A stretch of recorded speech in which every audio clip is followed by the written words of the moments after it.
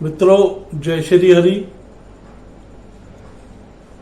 विज्ञान भैरव तंत्र के मेरे सभी अभिलाषी मित्रों, वीडियो शुरू करने से पहले मैं अपने गुरु श्री सुनील पौडेल जी को सादर प्रणाम करता हूँ। जय शिव शंकर, जय पशुपतिनाथ। विज्ञान भैरव तंत्र को जानने और समझने की इच्छा रखने वाले मेरे सभी मित्रों को भी नमस्कार। आज हम भगवान शिव द्वारा बताए गए छठे ध्यान सूत्र को समझने का प्रयास करेंगे। भगवान शिव इस छठे सूत्र में कहते हैं, अपनी आती जाती सांसों की ध्वनि को सुनते हुए श्वास को भीतर ठहराओ। उस ठहरी हुई सांस पर ध्यान केंद्रित करो और उसी भीतर ठहरी हुई सांस पर टिक जाओ। विचारों को चलते हुए देखो, मन निर्विकल्प रखो। तुम्हारा कल्याण होगा, तुम्हारा श्रेय होगा। आइए इस छठे ध्यान सूत्र को ध्यान से समझने का प्रयत्न करते हैं। मित्रों, ये जो छठा ध्यान सूत्र है, इसमें कई विभिन्नताएं हैं। इसमें जहां एक और स्वयं को जागरूक करने और साधने की बात कही गई है, वहीं दूसरी ओर कहीं न कहीं हठ क्रिया या यूं कहूंगी हठ योग का भी सहारा लेने को सुझाया गया है। किंतु फिर भी हम सबके कल्याण की बात कही है। जैसा कि सूत्र में कहा गया है कि अपनी आती जाती श्वास की ध्वनि पर ध्यान केंद्रित कर उस भीतर ठहरी हुई सांस पर टिक जाओ।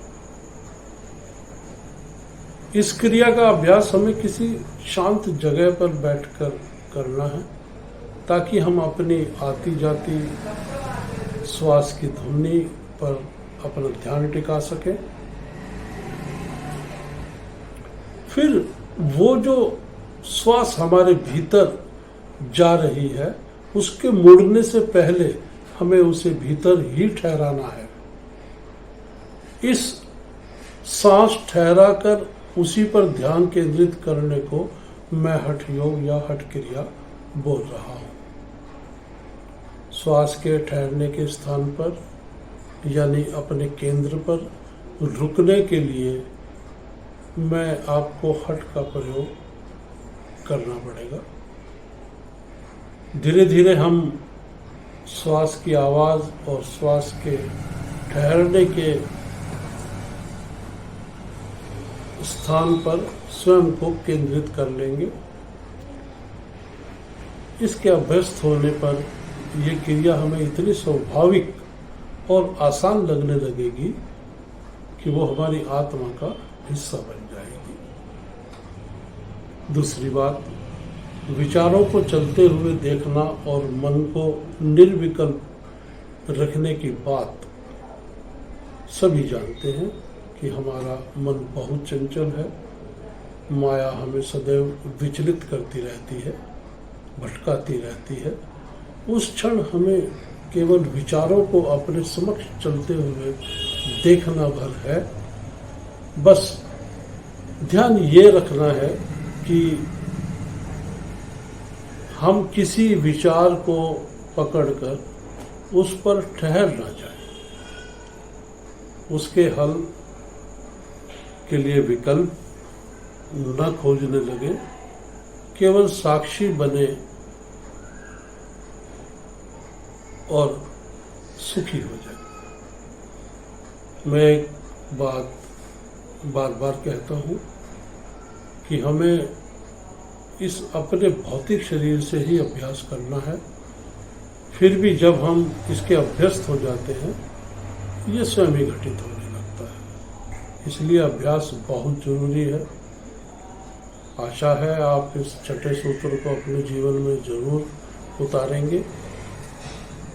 साथ ही भगवान शिव द्वारा बतलाए गए विज्ञान भैरव तंत्र के 7वें सूत्र का वीडियो भी आप देखना सुनना जरूर पसंद करेंगे, ऐसी मैं उम्मीद करता हूँ।